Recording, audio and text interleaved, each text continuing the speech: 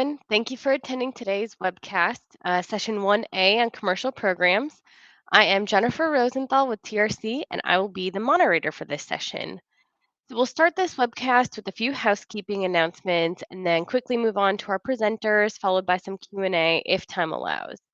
So first and foremost, thank you to all of our sponsors and ally members for their support of the Energy Efficiency as a Resource Conference and ACEEE.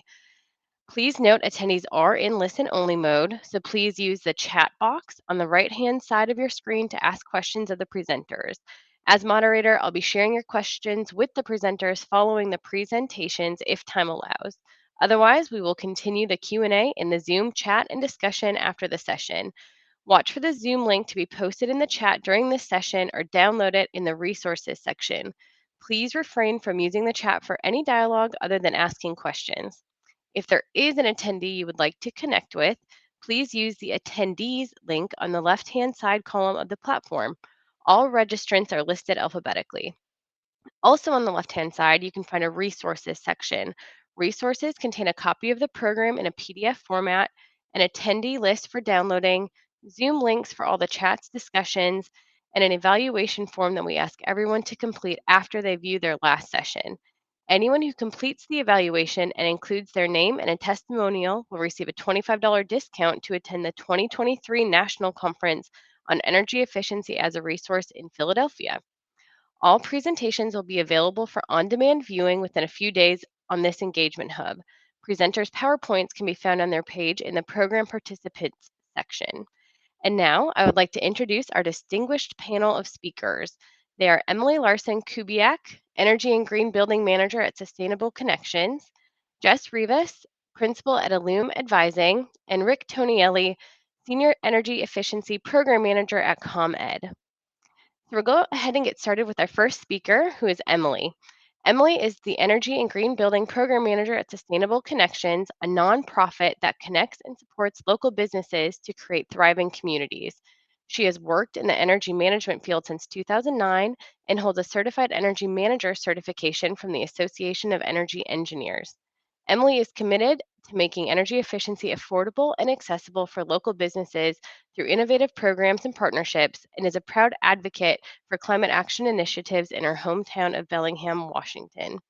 Today, Emily will discuss the Community Energy Challenge, a nonprofit program in Northwestern Washington that tackles energy efficiency and decarbonization by providing energy management services to a large portfolio of smaller businesses.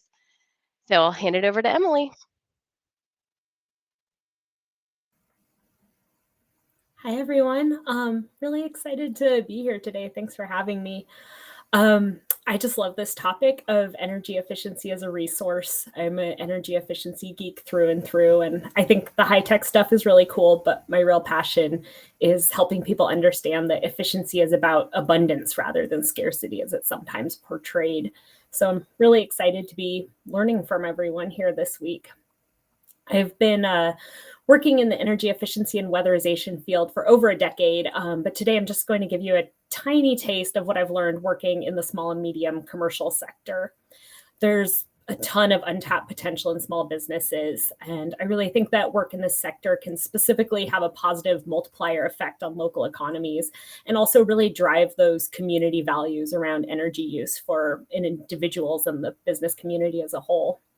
I'm hoping today to very succinctly provide you with a case study of how one successful small commercial energy efficiency program has been structured, make the case for the benefits of working in this sector, and also provide a window into some of the legislation and other forces that are driving my region to really be a leader in this area of energy efficiency and electrification. The nonprofit that I work for, Sustainable Connections, we do work in all sorts of different areas of local economy and environmental issues. But I've been really fortunate to be with our energy program for over a decade, which is fun to say. And I want to talk to you about the Community Energy Challenge specifically. This is our flagship program that was established in 2009, really with the goal to provide meaningful and impactful energy efficiency retrofit resources for our local businesses. I also put up the logo of Opportunity Council, our partner in this program who addresses residential energy efficiency projects. Next slide, please. So this is, one slide back, please. Yeah, this is a picture of our energy team. We're definitely small but mighty. We have 2 energy auditors, office support staff, and our wonderful director. But we've been able to leverage very modest funding over the years to have a huge impact. Just to really quickly let you know about the business's experience working with this program. When they sign up for an energy audit, one of the auditors will come out. We will identify all of the viable energy saving opportunities in their building. And what we do is we put together a customized report explaining the measures we identified, along with things like projected costs and savings, outlining any financial incentives, or really any additional information they need to understand the project or to move forward with it. Often, as you would expect, the business owners might come to us with a project they've already decided they need help implementing, and then it's really our role to listen and make that process easier to help them get to their end goal that they've already selected. Once the business owner is able to absorb all this info and decide how they want to move forward, we can help with implementation, from contractor referrals to understanding bids to doing any further research to help them move along. We also can help them apply for utility rebates and grants. And a really cool feature of our grant funding is actually that we are able to provide exclusive grants from our program to the businesses we work with to really try to help get them to yes on moving forward with these projects. That's really all I want to say about the mechanics of the program right now. But what I really want the takeaway to be is that when businesses work with us, they're getting a knowledgeable, neutral third party who's advocating both for their business interests and for, the concept of advancing energy efficiency, and that we're there to help them move toward those goals. Next slide, please. So since our start, we have worked with 781 businesses and counting, which I calculated extremely loosely equals about 6% of the businesses in our entire 4-county service territory, which I think is really good for our small, scrappy program. I've included this list of the most common recommendations that we make. As you might guess, or maybe not, maybe this is news to you, HVAC and LED lighting are really the ones that people come to us for help with the most, with solar also making up a huge part, especially as it becomes more affordable and accessible. One of the really cool things about being kind of a small, nimble program like this, and also one of the things I think programs like this that I really wish there's more program replication in other communities to address, is really being able to work with a large swath of different business and industry types. So they're really, even though we are focused on providing some resources to small businesses that larger businesses tend to have better access to, there's really no limit on the industry or the size of business we can work with. I brainstormed this short list at the bottom of the slide to try to think of some of the most disparate industries we've worked with, kind of just to laugh about it with myself. But really, I think the takeaway there is that our job is to be humble and learn and do our research and really engage with each industry where they're at to try to figure out how we can best help them, whether it's Alcoa, a large aluminum producer, or a warehouse that paints little faces on pumpkins. We've really done it all and, bring what we can to the situation. Next slide, please. So why small businesses? Well, 89% of the businesses in Washington state where I'm located are small to medium sized.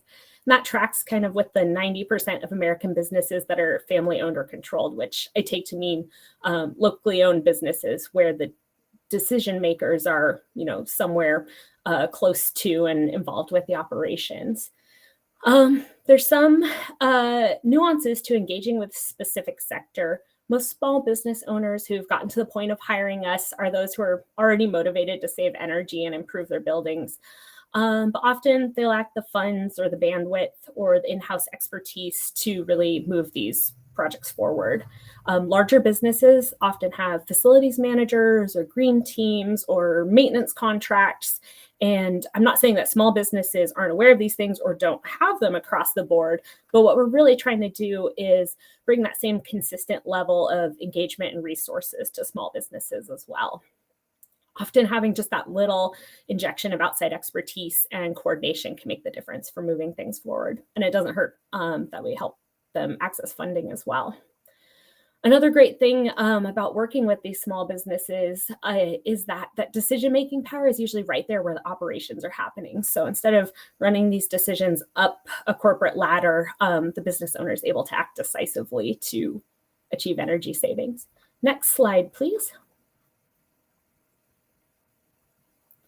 So what about large businesses and buildings? Undeniably the best bang for your energy saving buck. I just want to highlight a cool bit of legislation in Washington that is aimed at those larger buildings, but I really believe will have a ripple effect through the whole commercial sector of any size business, and really is sort of a statement of the goals we're working to in this state. In 2019, we passed the Clean Buildings Act, which mandates phased in energy efficiency standards for commercial buildings over 50,000 square feet. Kind of starts with incentives and carrots and eventually transitions to kind of a stick approach for noncompliance. After a while, it actually will go down to the 20,000 square foot businesses. And although that's where the mandate ends, again, I believe this will really have a ripple effect throughout the whole commercial sector. So these large buildings are 6% of our building stock and 20% of our emissions, but that still leaves a ton of energy use pie in the small and medium commercial sector. So just want to reiterate that programs like Community Energy Challenge, who are offering that technical assistance, can have a big impact in achieving those savings in those smaller buildings, even though it can be harder to coordinate across many small entities like that. Next slide, please. So I have a million statistics in my head about our program, and I didn't want to just show you a million graphs. So what I really wanted to draw out to share was that in the last few years, 67% of the businesses that we've worked with have reduced their on-site energy use by over a quarter, just implementing tried and true energy efficiency measures. Most of the businesses achieve this by completing multiple projects, and it highlighted sort of another quirk of this sector is that usually those projects would take place several years apart due to limited funding and funding cycles, and kind of that, again, that attention deficit from having to wear so many hats when you're running a small business. So one of our biggest goals with our funding and expertise is really, can we help them afford 2 projects at once? Like that would really move the needle. Can we help them say yes to a higher efficiency level on the equipment? Will our, analysis and funding help get them there so that they can achieve that larger slice of their percentage of their savings in a shorter time period? The average rated life of a project that we implement is about 15 years, talking about usually, HVAC equipment, industry-specific appliances and lighting. So when we help them make this choice, it's something they're going to have to live with for over a decade. Next slide, please. So finally, on the topic of those durable savings of these projects, once you install more efficient equipment, it's going to chug along, continuing to be efficient for quite some time, as long as you take good care of it. So I want to conclude by talking about another piece of legislation in Washington that is having huge implications for small business energy and greenhouse gas savings. In 2016, we passed the Clean Energy Transformation Act, which will require all of our electric utilities, and this process is actually already underway, the planning phase, all of our electric utilities in Washington to clean up their electric grids. So one of the big milestones is greenhouse gas neutrality by 2030, which means any electric appliance or LED lamp or anything like that that you install today will reach greenhouse gas neutrality by the end of its rated lifespan, along with the grid. So that means that it's really imperative for those of us who care about efficiency and the climate and are in a position to help businesses make these decisions about upgrades that we shift our efforts toward beneficial electrification. We're pivoting in this direction in our own small program as quickly as we can, restructuring the way we give advice and the way we outline our incentives. I'll do things in my report like put, here's your energy and greenhouse gas savings in 2021. Here's your energy and greenhouse gas savings in 2030 to show that there's this opportunity for progressive improvement when they go with electric equipment. So yeah, and fortunately, concurrently with our efforts in this area, our local city and county governments here have written these values into their climate action plans. So really, with the backing of state and our local government leadership in this area, it's providing and driving huge opportunities for us to help small businesses really be leaders in energy efficiency and greenhouse reduction through these policies. Next slide, please.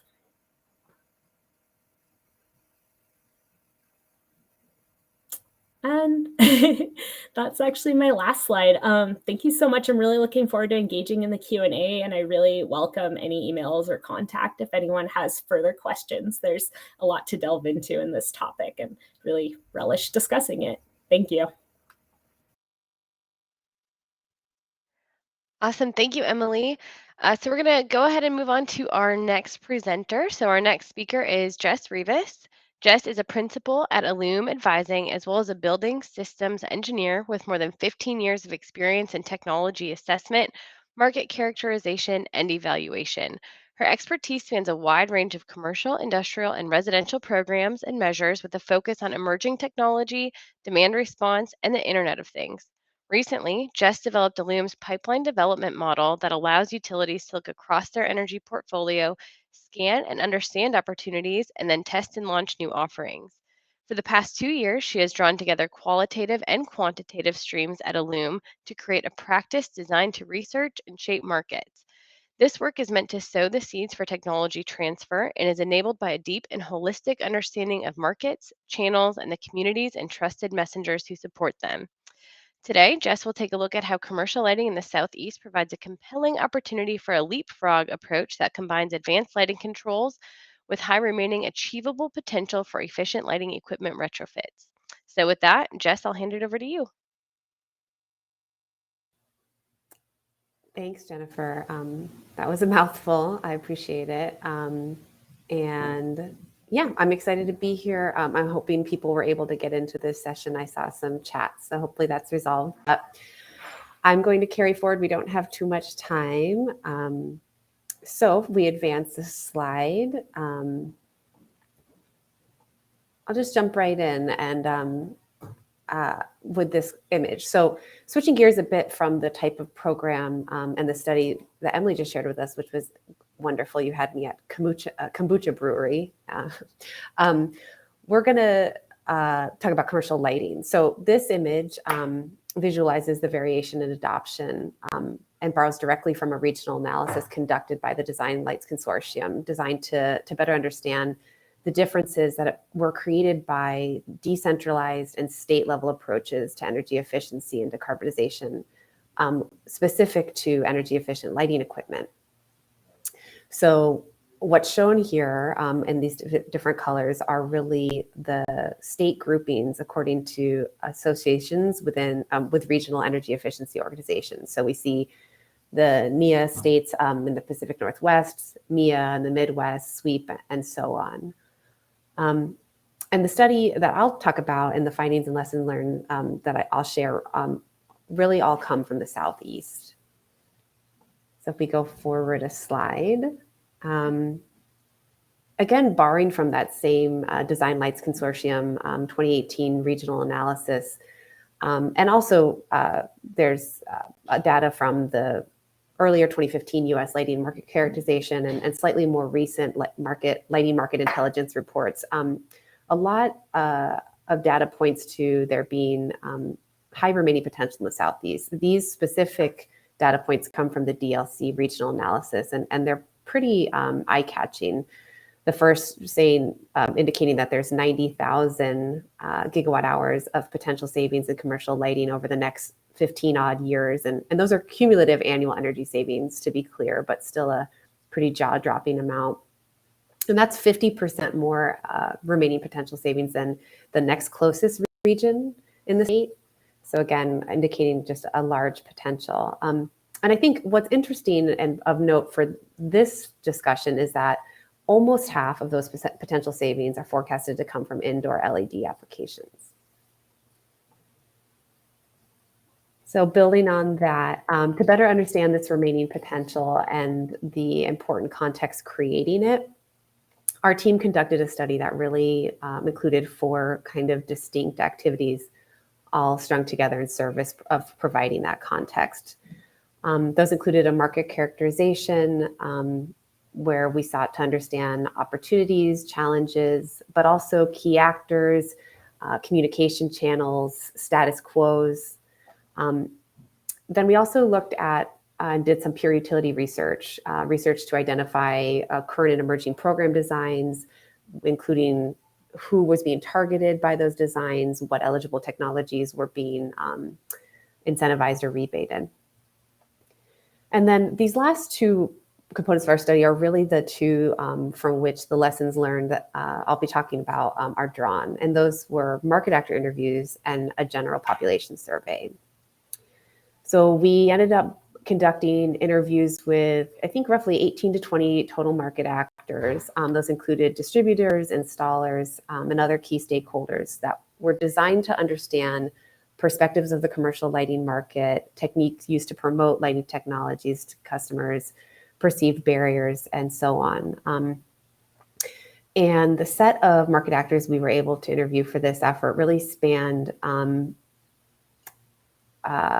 folks that were serving, that do serve kind of more urban customers, as well as some that serve more rural customers. We also sought to interview folks that were more engaged and or participating with the local utility offerings and those that were not, as well as larger and smaller contractor groups. On the general population survey, we ended up surveying 300 or nearly 300 commercial customers, and again, tried to use a very similar sample design that would ensure us getting a spread of customers that were in the metro, non-metro areas of the region, as well as small, medium, and large. And we even tried to create, and were successful in achieving some spread across business type to ensure diversity in the sample. So moving forward, what did we find? Well, we found that there's room for LED adoption within the commercial customer segment in the Southeast, and that those kind of top-down market level studies were pretty right. Here I've selected just a few pieces of data, mostly from our general population survey, that I think were pretty interesting to see. Over half of the businesses that responded indicated that they had low LED penetration, which we defined in that survey as less than 25% of the total lighting mix of the facility being LEDs. So over half of customers are in that bucket in the Southeast. Among those, 41% of businesses that have linear lamps installed reported having no LEDs. And on the screw-in side, 24% of businesses with screw-ins reported having no LEDs. There's a few more quotes on there, or data points from our survey. This was corroborated also by our interviews with market actors. Of note, one of the distributors we talked to estimated that of the vast majority of his 5,000 odd customers, of his 5,000 customers, his sense was really the majority had yet to upgrade to even just LED lighting equipment technology. Moving forward, when we looked at this in regard to lighting controls and advanced lighting control technology, this kind of opportunity we felt even grew. So again, these are quotes pulled, data points pulled from our Gen Pop survey. And we found that really over 90% of businesses surveyed reported having low to no occupancy sensors and daylight sensors in their facilities. So even kind of that, some of our more base lighting control, that's separate even than some of the more advanced lighting control or network lighting control systems we asked about. On the interior application side of 238 respondents, again, over half reported having no control technology installed. So again, a lot of room for opportunity for adoption here. So moving forward a slide. So why leapfrog? And what do I mean by leapfrog? And did I just want to include a picture of a bullfrog? The answer to that last question is, of course, yes. But in this context, we're really referring, when we say leapfrog, we're referring to the phenomenon of skipping over several stages of technological development.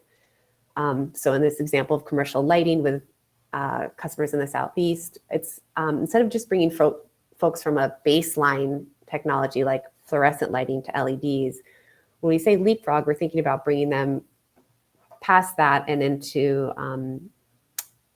lighting equipment with advanced lighting controls or integrated lighting controls. As we move forward a slide, why is that a good opportunity and why are we talking about it? And especially why are we talking about in the context of, I think, this panel, which was meant to talk about how EE programs might better integrate with decarbonization efforts. And I think there's two big reasons why we should consider this for both of those efforts. So in the example of lighting and lighting controls, due to cost savings, disruption to business continuity of installing equipment, lighting controls alone might be sufficiently or not sufficiently cost effective or appealing as a standalone upgrade. Probably pretty intuitively, controls are much more cost effective when installed as part of a lighting system upgrade. But to a point Emily made toward the end of her presentation just now, talking about the durability of savings and customers having to live with upgrade decisions for sometimes upward of 15 years, the other important consideration that looms large for decarbonization efforts and for this particular opportunity is measure life. When we understand that the measure life of LEDs is long, very long. And so if we are to do this in a stepwise fashion where we first upgrade equipment, just lighting equipment, and delay the upgrade or think about the addition of lighting controls as a separate and down the road endeavor, we really are creating a lost opportunity and leaving savings on the table.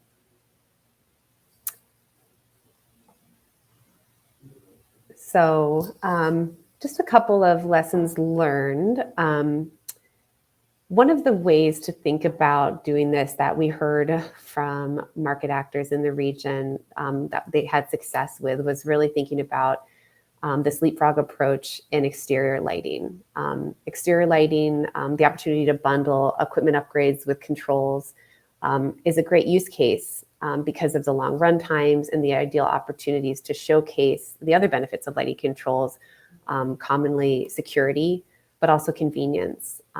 So again, the market actors we spoke with really said this was an easier sell for them. And again, to a point Emily made about the role and impact of decision makers. This is, if you can kind of show and prove out a good idea with decision makers, especially in organizations where that process can be long and cumbersome, if you can use an exterior lighting system upgrade to kind of prove that out, that getting your foot in the door and getting into working with interior lighting systems might be an easier path. And then the second and final kind of consideration is just this idea of systems and not widgets. So incorporating lighting controls into a bundled offer where now we're doing the lighting upgrade with controls can also expand the benefits and opportunities created for both customers and utilities organizations, such as enabling other benefits like demand flexibility, health and safety, like fall prevention by better integrated lighting controls, and just quality of lighting and directionality, and yet other emerging options. So we really like to think about, can we value stack here? Can leapfrogging into more advanced technological innovations allow us to also accumulate the other potential for benefits and opportunities? So big leaps. I think in summary, this might be a pretty straightforward and fairly intuitive set of findings, but I think it speaks to a larger opportunity and potential framework when we think about how EE programs can better integrate into decarbonization efforts. And I think those come down to three, key points, which is timing. Timing can be everything for these efforts. Again, Emily indicated the impact of long lifetimes, but also how savings over time can have a big impact, or how greenhouse gas savings over time will change as generation mixes change. So we just have a lot to consider here of the timing of Measure Lives and the impact of that on our EE program design or decarbonization efforts.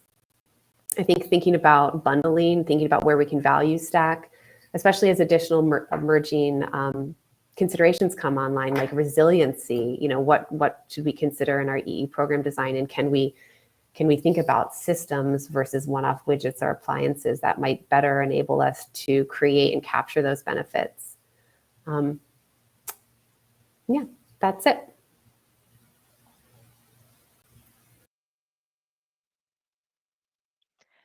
Thank you, Jess. I did want to remind everyone, if you do have questions, feel free to put them in the chat. We are going to now hear from Rick Tonielli. So Rick is a Senior Energy Efficiency Program Manager at ComEd, where he directs a variety of research and technology pilots and develops new energy efficiency market transformation initiatives. So previously, he managed the ComEd retro commissioning and monitoring-based commissioning programs. Before joining ComEd, he held various roles with AT&T and was an environmental engineer with the US EPA. He is lead AP and holds a master's degree in environmental engineering from the University of Illinois, as well as an MBA from Northwestern University's Kellogg School of Management. Today, Rick will explore the success, flexibility, and scalability of ComEd's virtual commissioning program. And with that, I will hand it over to Rick.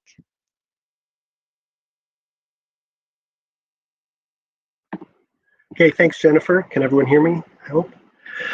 So I'm going to talk today about ComEd's virtual commissioning program, as Jennifer mentioned, not only about its ability to drive energy savings, but also its benefits for utility portfolio flexibility and improving the customer experience.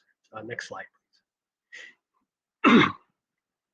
The program was established late in 2016 in partnership with Power Takeoff, who is our contractor that runs the program. Basically, the way it works is that energy usage profiles for commercial and public sector customers are analyzed remotely to look for high potential for operational savings. This is typically through things like equipment scheduling, maybe changing of set points, etc.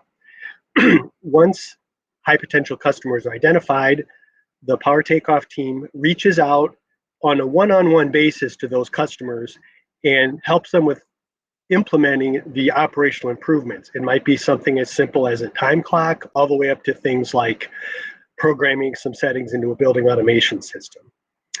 Notably, this program is free to the customer. No one comes to their location, and they don't have to fill out any paperwork.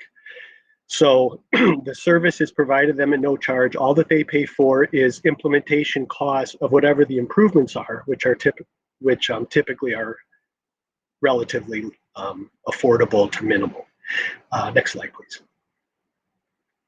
So digging into a little more detail, ComEd sends Power Takeoff a daily feed of 30-minute AMI data for all of our commercial and public sector customers, along with firmographic information like business type and customer contact data, as well as, when we got things rolling, at least 12 months of historical data using analysis. And as the program has gone on over the last few years, the amount of historical data obviously has increased for analysis. M&V 2.0 is used in this program. Basically, savings are measured through energy modeling before and after implementation of improvements. And the best candidates have proven to be those that have non-24/7 operations, which isn't a big surprise if we're looking for equipment scheduling, but it's amazing how much can be found among customers like that. Next slide, please. So to get a little techie here, I have a couple of slides that sort of show an energy usage profile before and after. On the y-axis, we have demand, and on the x-axis, we have time. Each section is a day of the week, and the vertical lines are midnight. So what you can see here is all the way on the left is a Sunday, and there was a lot of baseline usage or base load usage 24/7 across the whole week, but on Sunday as well. And as I mentioned, Sunday usage, when we knew the branch was closed, was still pretty high. So next slide, please. So the dotted line is what we were previously, and the shaded area now is what it looked like afterward. So the customer updated their scheduling such that unnecessary equipment was off on Sundays. So you can see the significant drop on the left. And excess lighting was scheduled to shut off overnight. So you can see along the heavy vertical lines, a decrease in baseline usage when no one's in the office. So this project saved the customer about 27,000 kilowatt hours, or around $2,000. Next slide, please. So from a portfolio perspective, this has been a really valuable addition. First off, it has allowed us to target customers with a retro commissioning type approach that were previously too small for us to work with. In order to make a project cost effective, you need to get a certain amount of savings for a given cost structure. And our traditional retro commissioning program has engineers on site and reports and custom calculations, and that adds cost. So since this program has a very low cost structure, most of the work is done in an automated fashion up front. There's no on-site work. There's no reports. The fact that the cost per project is relatively low allows us to help customers that don't have as much energy savings, but still definitely has opportunity to save. The automated nature of the analysis allows us to screen and find high potential customers for operational savings. And by screening, I mean that the analytics can crunch through thousands of usage profiles to find those folks that have a significant amount of savings opportunity, similar to what I just showed for that bank branch. That could be a single location that has a lot going on that can be improved, or a high potential customer may be one that has a lot of locations under management, like a bank branch, for example. If there's a branch with 100 locations and each of those has a little bit of savings opportunity, that really adds up. Another advantage is that the one-on-one approach allows us to make our marketing and outreach very, very efficient. In the example of a customer with 100 locations under management, sometimes there's only a single point of contact. So by doing the analysis up front and finding the customer or the point of contact within a customer organization that can make change happen, we can be really, really effective and resource lean in terms of doing outreach to drive savings. One additional note there is that this offer has been helped significantly by the contributions of our account managers. Like a lot of utilities, we have account managers for larger business and public sector customers, which are things like schools and bank branches and big branch stores and things like that, among other ones. So those customers where we find significant savings opportunities, the account managers have been very helpful in getting us in contact with the right person. Next slide, please.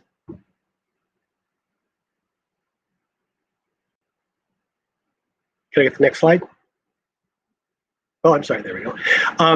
So as you can see by the graph on the right, the program's been very scalable. The first year we had about 2 gigawatt hours in savings, and in 2020 we had over 18 gigawatt hours. So that's been a boon to the portfolio for sure. Another benefit is that this is easy to participate in and it doesn't cost very much, which gives customers a good first experience with energy efficiency and often opens their eyes to additional possibilities. Again, there's no paperwork. They don't pay anything other than implementation. So and the operational improvements that are made, even if they did cost something, are typically very quick payback. So it's an easy sell for us. One notable additional benefit to the portfolio is that by the nature of this program, where it's based on a lot of analytics up front and then outreach following those analytics, we can throttle it up and down very quickly compared to most other programs, which allows us to tailor its performance to meet higher portfolio needs. That can mean focusing on a customer of a particular size, The first year, we only looked at customers under 100 kW for some legislative reasons, but we were able to do that with this program. In a later year, we had a need from the portfolio level for savings specifically in the public sector, and we were able to focus additional virtual commissioning resources on the public sector to make that happen. And finally, if there is extra money or a lack of money, in the portfolio, as I mentioned, this is something that can be sped up or slowed down relatively quickly. And then a teaser for a little bit later on, it also, by the nature of us having all of the analytics at our fingertips, allows us to have a rapid response to unusual circumstances, but I will come back to that. Next slide, please. From the customer's perspective, the first bullet's kind of a flip side of what I mentioned before. If you are a customer with a lot of locations, like a bank, a national retailer, a big box store, a restaurant, or public schools or libraries, for example, this offer can really help you figure out where to prioritize your resources.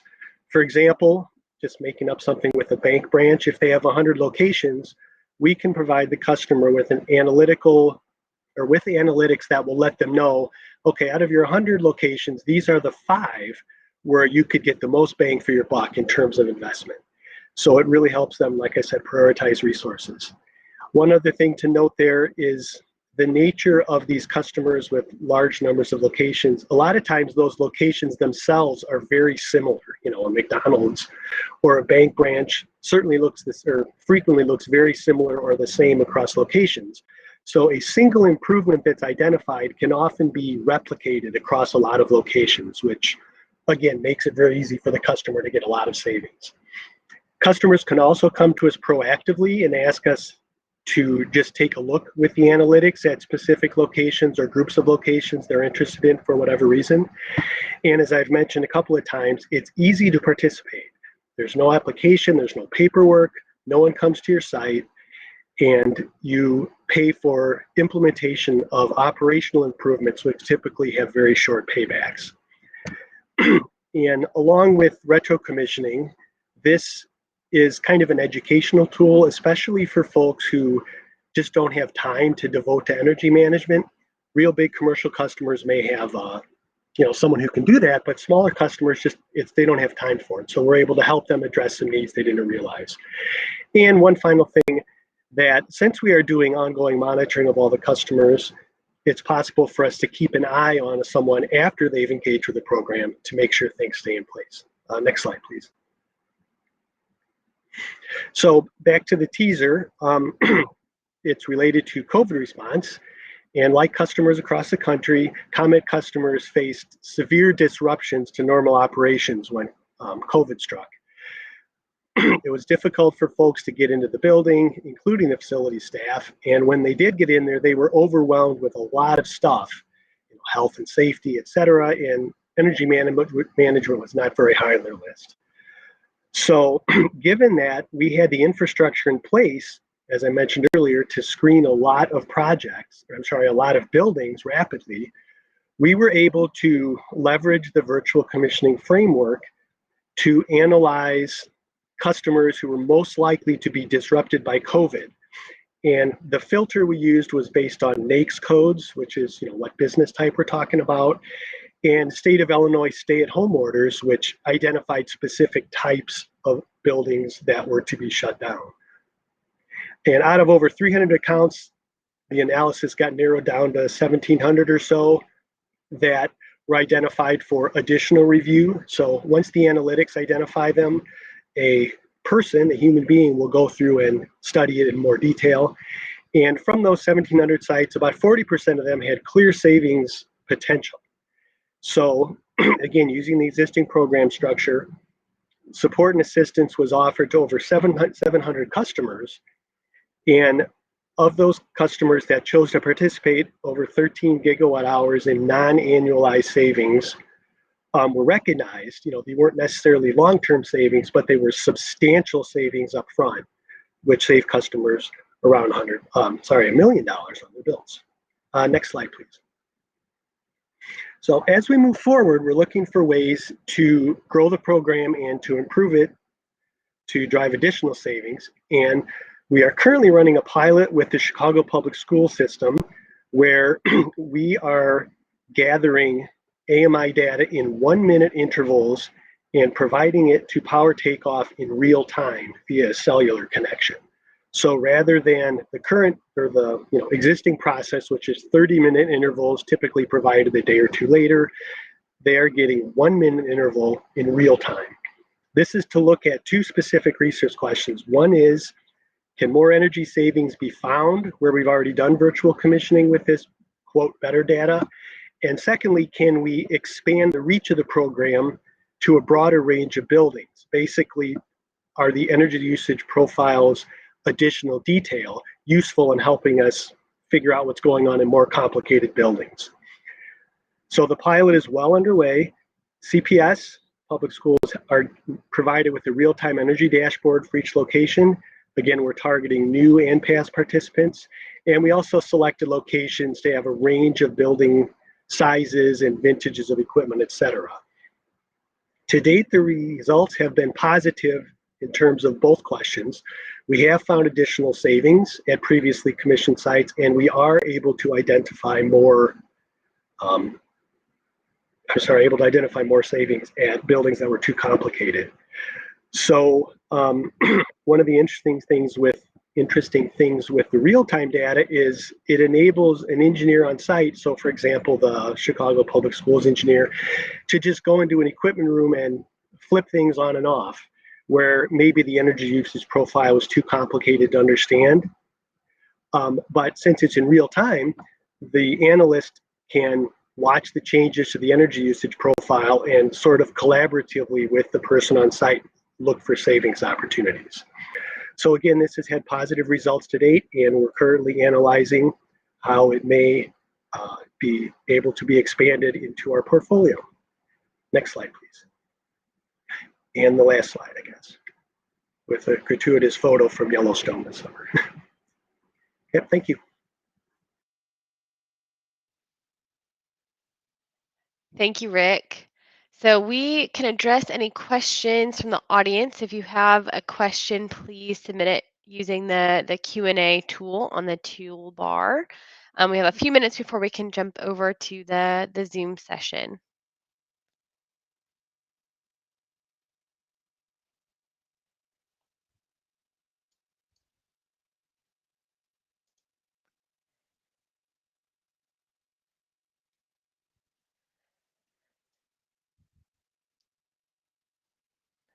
So while we wait for folks to, type in their questions into that toolbar, I can go ahead and start with some. So Emily, I think I'm going to actually start with you. I think that the Community Energy Challenge is very interesting. Are there, some common challenges or best practices that you've come across kind of working with the small businesses that might be unique to that specific sector?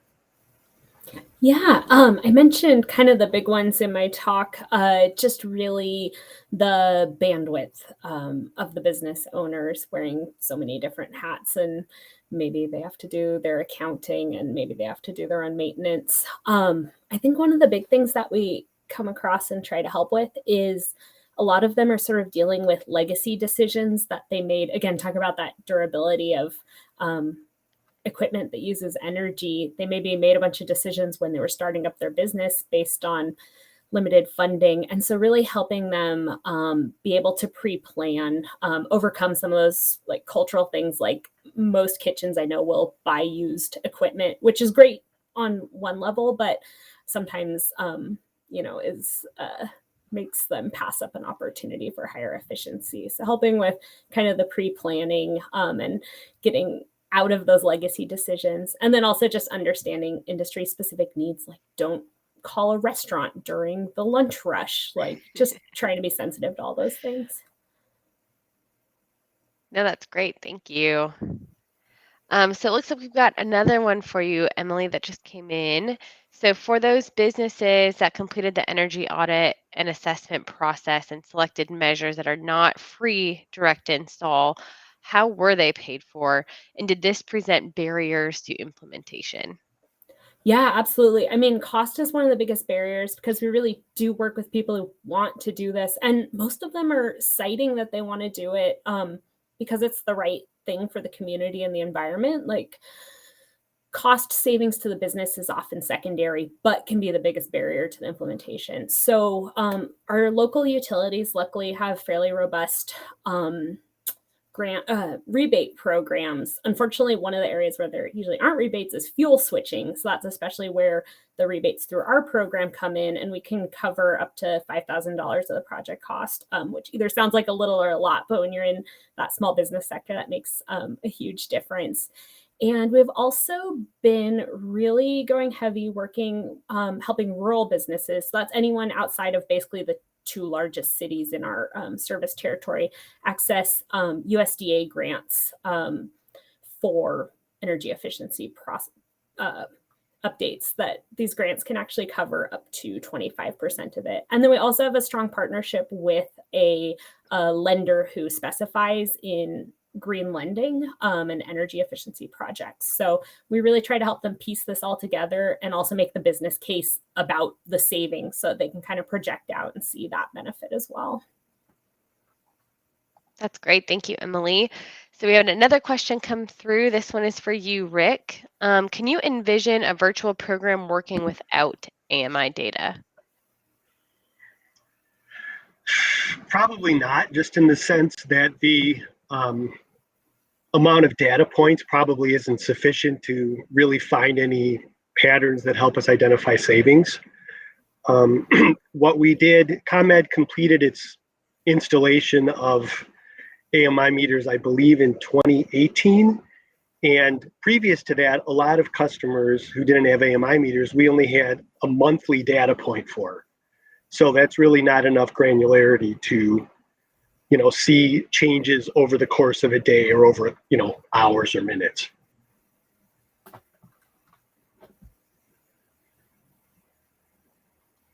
All right. So let me go ahead and ask another question for you, Rick, since you're already up there. So how long does a typical project last? Once a customer decides to participate and starts making some of those scheduling changes and things, how long does that project typically last?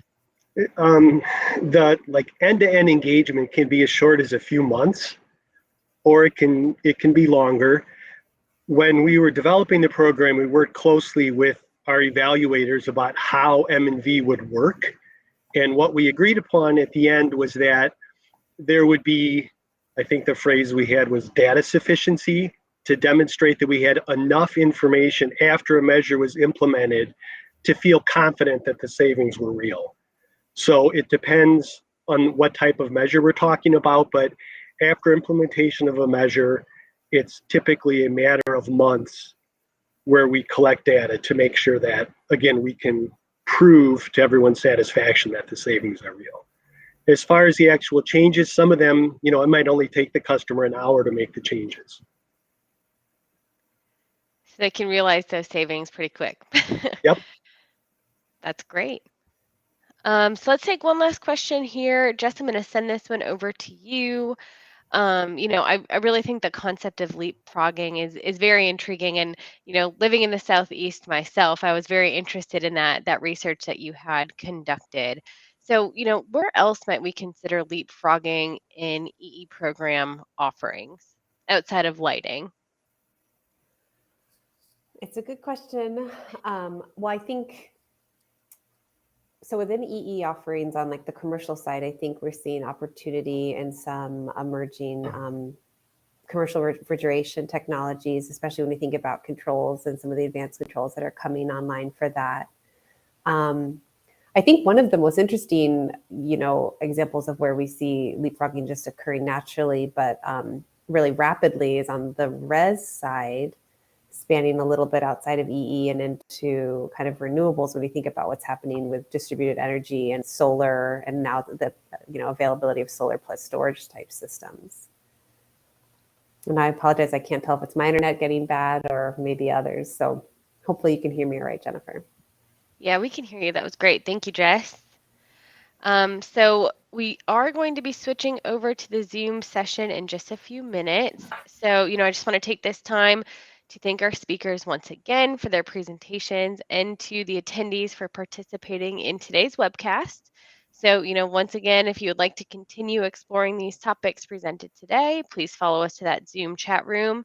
So again, it should be in the resources section, and it looks like it was also posted into the chat here in this session.